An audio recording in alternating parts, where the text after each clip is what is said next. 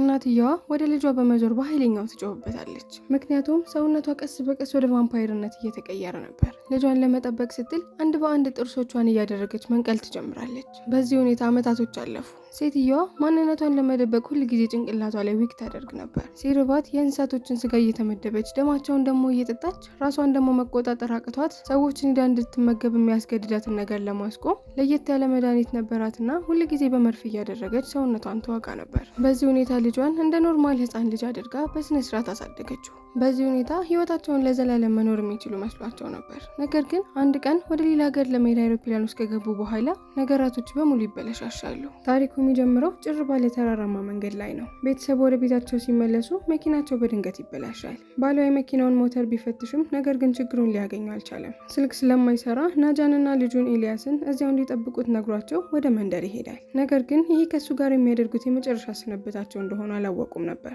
ሰዓታት አለፉ። ነገር ግን ባልየው እስካሁን ድረስ አልተመለሰም። ሚስትየውን በዚህ ጊዜ በጣም ስለተጨነቀች የባልየውን ኮቴ እየተከተለች ወደ ሄደበት ቦታ ታቀናለች። ወደ ሄደበት ወደ አንድ እርሻ ቦታ ላይ ስትደርስ በሩ ላይ ደም ስታይ በጣም ትደነግጣለች። ምንም ውስጧ ጥሩ ስሜት እየተሰማት ባይሆንም ነገር ግን ደሙን እየተከተለች ስትሄድ ምድር ቤት ውስጥ አንድ ጭራቅ የመሰለ ሰው ዘሎ ይይዛታል። ደንግጣ በጨለማ ውስጥ ትወድቅና ዞር ስትል የባሏን አስክሬን መሬት ላይ ወድቆ ታገኘዋለች። ጭራቅ የሚመስለው ሰውዬም መልሶ እሷን አታክ ለማድረግ ሲሞክር ነገር ግን በሰዓቱ ፀሐይ እየወጣ ስለነበር ፀሐዩ ያስደነግጠውና ከዛ ቦታ ላይ በፍጥነት ሲሄድ በዛች ቅጽበት ነበር ሰውየው እጇን ነክሷት እንደሆነ የተገነዘበችው። መጀመሪያ ላይ ተራ ቁስል ነበር የመሰላት። ነገር ግን ብዙም ሳይቆይ ሰውነቷ መቀየር ይጀምራል። ስለታማ የሆኑ ጥርሶች እየበቀሉ በተደጋጋሚ ደግሞ የደምና የስጋ ጥማት ይሰማታል። ወደ ጭራቅነት እየተቀየረች እንደሆነ ታውቋታል። በዚህም ፕሮሰስ ልጇን መጉዳት ስላልፈለገች በየቀኑ ጥርሷ በበቀለ ቁጥር ትነቅለው ነበር። ነገር ግን በጥቂት ቀናቶች ተመልሰው ጥርሶቿ ይበቅላሉ። መፍትሄ ፍለጋ ወደ እርሻ ቤቱ ብትመለስም አንድ ሽማግሌ ልጅን ገደልሽው ብሎ በጥይት ይተኩስባታል። እሱ ነው መጀመሪያ የነከሰኝ ብላ ስለ ነገሩ ለማስረዳት ብትሞክርም ነገር ግን ከሽማግሌው ሰውዬ ጋር ኃይለኛ የሆነ ድብድብ ውስጥ ይገባሉ። ሽማግሌው ሰውነቷ ላይ ያለው ጭራቅነት እንዳይሰራጭ ሊገላት ፈልጎ የነበረ ቢሆንም ነገር ግን እሷ ህይወቷን ለማዳን ስትል ቀድማ እሱን ትገድለዋለች። እዛው ቤት ውስጥ የቫምፓየር ቫይረሱን የሚቆጣጠር መድኃኒት ታገኛለች። መድኃኒቶቹን ሙሉ ለሙሉ ሰብስባ ከያዘች በኋላ ጋዝ አርከፍክፋ ቤቱን አቃጥላው ትሄዳለች። 8 ዓመታት ያልፋሉ። ናጃ አሁን ራሰ በረሃ ናት። ነገር ግን ሰውነቷ በጣም ጠንካራ ነው። ከብዙ ፍለጋ በኋላ ሰውነቷ ውስጥ ያለውን ደም ሙሉ ለሙሉ ቀይሬ አክምሻለሁ የሚል አንድ ዶክተር ታገኛለች። እንደ ኖርማል ሰው ኖርማል የሆነ ህይወትን መኖር በጣም ፈልጋ ስለነበር ምንም ጊዜ ሳታቃጥል ዶክተሩ ወዳለበት ቦታ ለመሄድ ከልጇ ጋር ጉዟቸውን ይጀምራሉ። አይሮፕላን ውስጥ ከመግባቷ በፊት ራሷን ለመቆጣጠር እንዲረዳት መድኃኒቱን ላዩ ላይ ትወጋለች። ነገር ግን አውሮፕላኑ እንደተነሳ ነበር የሽብር ቡድኖች አውሮፕላኑን ይቆጣጠሩትና አብራሪዎቹን መግደል ይጀምራሉ። ተሳፋሪዎቹን ሁሉ ተንበርከኩ ብለው ወደ አንድ ቦታ ካረጓቸው በኋላ ኤልያስ ግን አውሮፕላን ውስጥ መደበቂያ ቦታ ያገኝና ሲሮጥ እናቱ ልታስቆመው ትከተለዋለች። አትንቀሳቀሺ ሲል ሽጉጥ ይዞ ቆሞ የነበረው ኤትባል የሚባለውም ሰውዬ የተኩስባትና መሬት ላይ ትወድቃለች። ተከትሏት ሂዶ ድጋሜ ተኩሶባት ሊጨርሳት ፈልገው የነበረ ቢሆንም ነገር ግን አንዱ ጓደኛ ያስቆመውና ሽጉጦቹን ዝም ብለን እንደዚህ ማባከን አንችልም በማለት ሊያደርገው የነበረውን ነገር ያስቆመዋል። ስለዚህ መሬት ላይ ወድቃ የነበረችውን ናጃ ይወስዷትና ልጇንም ደግሞ አንስተው የነበረበት ቦታ ያስቀምጡታል። ይህንን ሲያደርጉ ከነሱ በላይ የሚያስፈራ አውሬ ሊነሳ እንደሆነ አላወቁም ነበር። ኃይለኛ ሳል ካሰላት በኋላ ከሞተችበት ትነቃለች። አሁን ላይ ሰውነቷ በጣም ደክሟል። ነገር ግን እንደምንም አድርጋ ኃይሏን ታሰባስብና የአይሮፕላኑ ዕቃ መጫኛ ክፍል ውስጥ ትገባለች። እዛ ውስጥ የታሰሩ የተወሰኑ ውሻዎችን ታገኝና አቅሟን ለማግኘት ግዴታ የሆነ ነገር ማድረግ ስላለባት የውሻዎቹን ደም መጠጣት ትጀምራለች። ከሌቦቹ መካከል አንዱም ድምጽ ሰምቶ ስለነበር ባትሪ ይዞ ወደዛ ሲመጣ ናጃን ያገኛታል። ነገር ግን ምንም ነገር ከማድረጉ በፊት እሷ አሁን ላይ ጥንካሬዋን በደንብ አድርጋ አግኝታ ስለነበረ ዘላ እሱ ላይ ትወጣበታለች። ደሙን ልክ ጠጥታ እንደጨረሰች ነበር ሰውነቷ ቆስሎ የነበረው እንዳለ ያገገመው። በፍጥነት ቫምፓየርነቷ ሳይቆጣጠራት በፊት መርፌዋን አንስታ ላይ ልትወጋ ስትል ከሌላ ክፍል ሆነው አጋቾቹ የሚያወሩትን ነገር ትሰማ ጀመር። እቅዳቸው የነበረው አይሮፕላኑን ሆን ብለው ለማጋጨትና ከኢንሹራንስ ብዙ ገንዘብ ለማግኘት ነበር። ይህንን ስትሰማ ልጅን ግዴታ ማዳን አለብኝ በማለት መድኃኒቱን በመተው ጭራቅነቷን ተጠቅማ ልጇን ግዴታ ማዳን እንዳለባት ትወስናለች። መነጽሯን አድርጋ ወደ ተሳፋሪዎቹ ክፍል ትገባና ልጇን እንዳገኘችው እቅፍ አድርገው ወዲያው ጊዜ ሳታባክን ፓይለቶቹ የሚገኙበት ክፍል ውስጥ ስትገባ ማንም አልነበረም ነበር። አይሮፕላኑ በአውቶ ፓይለት ነበር እየበረረ የነበረው። በፍጥነት ወደ ተሳፋሪዎቹ ጋር ትሄድና አይሮፕላን ማብረር የሚችል ሰው አለ ስትል ጠየቀቻቸው። አንድ ወጣት ልጅ እጁን ያነሳና እኔ መንዳት እችላለሁ በማለት ተከትሏት ወደ አብራሪው ክፍል ይገባል። እቅዷ ያገቷቸው ሰዎች ፓራሹት እስከሚለቁ ትጠብቅና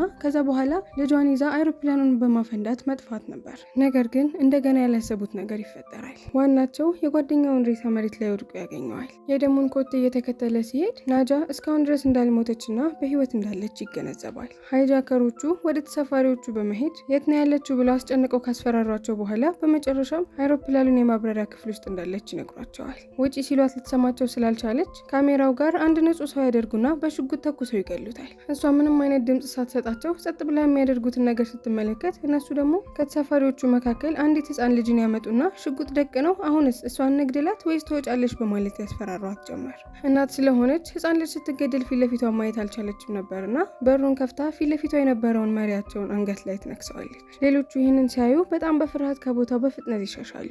እየሮጠች ሁሉንም ልትጨርሳቸው የነበረ ቢሆንም ነገር ግን ዞር ብላ ስትመለከት መጀመሪያ ላይ ነክሰው የነበረው ሰውዬ እንደሷ ወደ ቫምፓየርነት መቀየር እንደጀመረ ሲገባት በፍጥነት ጩቤ ይዛ ትሄድና ልቡ ላይ ትሰካዋለች። በዚህ መልኩ ብቻ ነበር ቫይረሱ ወደ ሌሎች ሰዎች እንዳይሰራጭ ማድረግ የምትችለው። ይህንን ልክ እንዳደረገች ወደ መንጃ ክፍሉ ልትገባ ስትል አሁን ላይ ራሷን መቆጣጠር በጣም እየከበዳት እንደሆነና እዛ ውስጥ ደግሞ ልጇን መጉዳት ስለማትፈልግ ውጭ ሆና ለመቆየት ትወስናለች። ለልጇ ምንም ብደበድብ በሩ እንዳትከፍትልኝ እሺ በማለት ከነገረችው በኋላ ራሷን ሽንት ቤት ውስጥ አስገብታ ትቆልፋለች። በሌላ በኩል ደግሞ ኤትባል የሴትዮዋን ቦርሳ በመያዝ ውስጡን ሲበረብር ዲያሪዋን ያገኘዋል። ከፍቶ ሲያነበው እስከዛሬ የደበቀችውን ታሪኳንና ቫምፓየር እንደሆነችም ይገባዋል። ምንም ጊዜ ሳያባክን የያዘውን እንጨት ማሾል ይጀምራል። ያለችበት ቦታ ሂዶ እንዳገኛት ልክ አታክ ልታደርገው ስትል ባልጠበቀችው መልኩ በዩቪ ላይት አድርጎ መሬት ላይ ራሷን አስቶ ያስወድቃታል። ነገር ግን በዛች ቅጽበት እሷን መግደል እየቻለ እሱ ግን እንደዛ አላደረገም። የያዘውን ስሪንጅ በማውጣት ከሰውነቷ ደም ወስዶ ራሱ ላይ መውጋት ይጀምራል። የሚፈልገውን የሚያክል ደም ከወሰደ በኋላ በመጨረሻም ሊገላት ሲል ኤልያስ ሽጉጥ ይዞ በመምጣት ሰውየው ላይ በመደቀን እናቱን ለማዳን ይሞክር ጀመር። ሰውየው ይሄ ልጅ ፈሪ ነው፣ ሽጉጡን በምንም ተአምር ላይ ተኩስን በማለት በመናቅ ወደ ልጁ ቀስ እያለ ሲራመድ ልጁም ሽጉጡን ሲተኩስ ሳያቅ የአይሮፕላኑን መስታወት ይሰብረዋል። በዚህም ጊዜ አይሮፕላን ውስጥ የአየር ግፊት ይቀንስና አይሮፕላን ውስጥ ያሉት ሰዎች መተንፈስ በጣም እያቃታቸው ስለነበር ትርምስ ይፈጠራል። በዚህም ምክንያት የማብረሪያው ክፍል ውስጥ የነበረው ልጅ መተንፈስ ያቅተውና ራሱን ስቶ ሲወድቅ ኤትባልና ጓደኞቹም ይህንን አጋጣሚ በመጠቀም በሩን ከፍተው ወደ ውስጥ በመግባት ሙሉ ለሙሉ መቆጣጠር ይችላሉ። በሌላ በኩል ደግሞ ናጃ ፈሪድ ለተባለ አንድ ተሳፋሪ ታምነውና ልጅን ጠብቅልኝ ስትል ትሰጠዋለች። ኤትባልን ደግሞ አታክ ልታደርገው ስትሞክር ጥይት የማይበሳው በጣም ውድ የሆነ መኪና ውስጥ ቁጭ ብሎ ሲመለከታት እሷ ደግሞ ረጅም የሆነ ብረትን ይዛ ትመጣና የመኪናውን ፊት ለፊት መስታወት ትሰብረዋለች። እሷን ድራጋ ብሎ እየተመለከታት ቅድም ከሰውነቷ የወሰደውን ደም ሰውነቱ ውስጥ ቀስ አድርጎ ያስገባዋል። ይህንን ስታይ ናጃ በጣም ትደነግጣለች። ምክንያቱም ቁጥጥሩን ያጣ ቫምፓየር ብቻውን ዓለምን በአንድ እግሩ የማቆም ኃይል አለው። ስለዚህ ቶሎ እሱን ከዚህ ምድረ ገጽ ማጥፋት ስላለባት ላዩ ላይ ጋዝ ታርከፈክፍና እሳት ስትለኩስበት ከላይ የሚነሳውን እሳት ያዩት ጓደኞቹ የእሳት ማጥፊያውን ይለኩሱበትና እሳቱን ያጠፋዋል። በዚህም ጊዜ የምታደርገው ነገር ስላልነበረ ለመደበቅ ትወስናለች። ጓደኞቹ ታዲያ መኪናውን ከፍተው ደህንነቱን እያረጋገጡ እያለ ሰውነቱ ሙሉ ለሙሉ የተቀየረውና አሁን ላይ ራሱን መቆጣጠር ማይችለው ኤትባል ፊት ለፊቱ ያገኘውን ጓደኛውን አንገቱን ይነክሰዋል። አሁን ላይ ያለው አቅም በጣም ኃይለኛ ስለሆነ ሽጉጥ እንኳን ቢተኮስበት ለማድረግ ከፈለገው ነገር ማንም ሊያስቆመው አይችልም። በሌላ በኩል ደግሞ አይሮፕላን ውስጥ የነበሩት ተሳፋሪዎች በሙሉ ልጅቷ ቫምፓየር እንደሆነ ያውቁና ሽጉጥ ተኩሰው ሊገሏት ሲሞክሩ እሷ ግን ምንም አይነትን ሰው ለመጉዳት እንደማትፈልግና ይልቅ እነሱን ለማዳን እየሞከረች እንደሆነ ለማስረዳት ብትሞክርም ነገር ግን ሊያምኗት አልቻሉ። ውስጥ ሆነው በሰላም ለመቆየት ግዴታ እሷን መግደል አለብን በማለት ይወስናሉ። ሚሉትን የሰማው ታዲያ ኤልያስ ለእናቱ እየጮኸ እናቴ ሊገሉሽ ነው ተጠንቀቂ።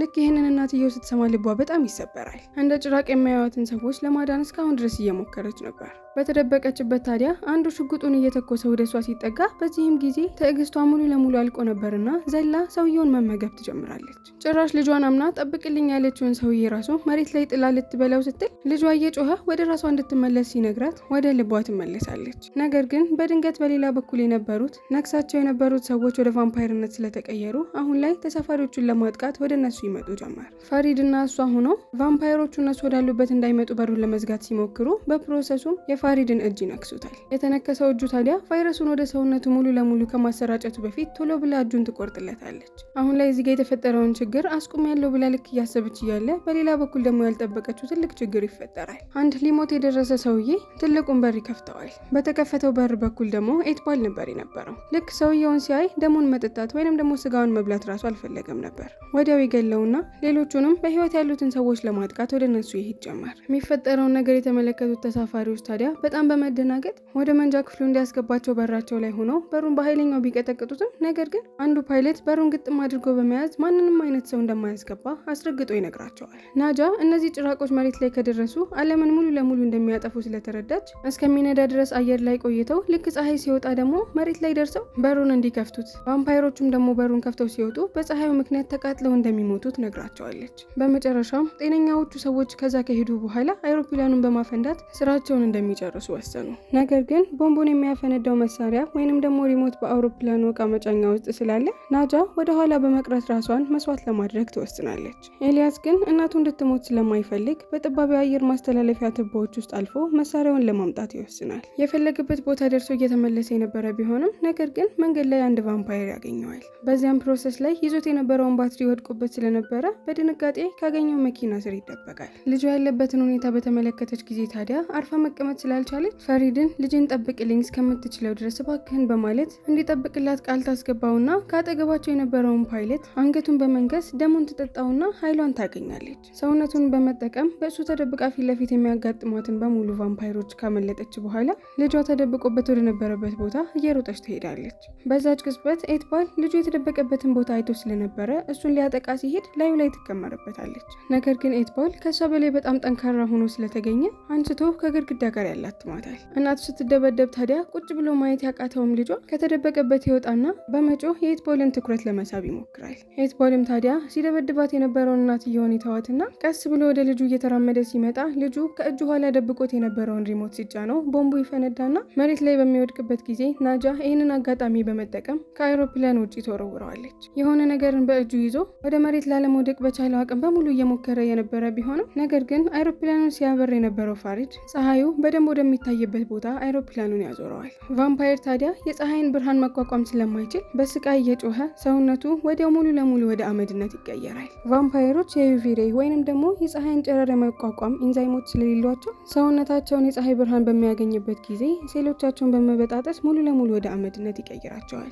ነገር ግን አሁን ላይ በሌላ በኩል ናጃ ሙሉ ለሙሉ አቅሟን አጥታ በጀርባዋ ተኝታለች። ልጇን በዚህ ጊዜ እጁን ይቆርጥና አፏ ላይ ደሙን በማንጠባጠብ እንድትነቃ ያደርጋታል። ልክ እንደነቃች መጀመሪያ ያደረገችው ነገር ቢኖር ፊት ለፊቷ ከተመለከተችው ልጇ ራሷን ማራቅ ነበር። ምንም እንኳን ኤልያስ ወደ እናቱ ለመቅረብ እየሞከረ የነበረ ቢሆንም ነገር ግን እሷ ደጋግማ ትገፋዋለች። እውነቱን ጠንቅቃ ታውቃለች። የቫምፓየር ስሜቷ እስካለ ድረስ የልጇ ደም ለእሷ ትልቅ ፈተና ነው። ከጥቂት ቆይታዎች በኋላ ፈሪድ የወታደራዊ ትዕዛዞችን በመከተል አውሮፕላኑን በሰላም መሬት ላይ ያሳርፈዋል።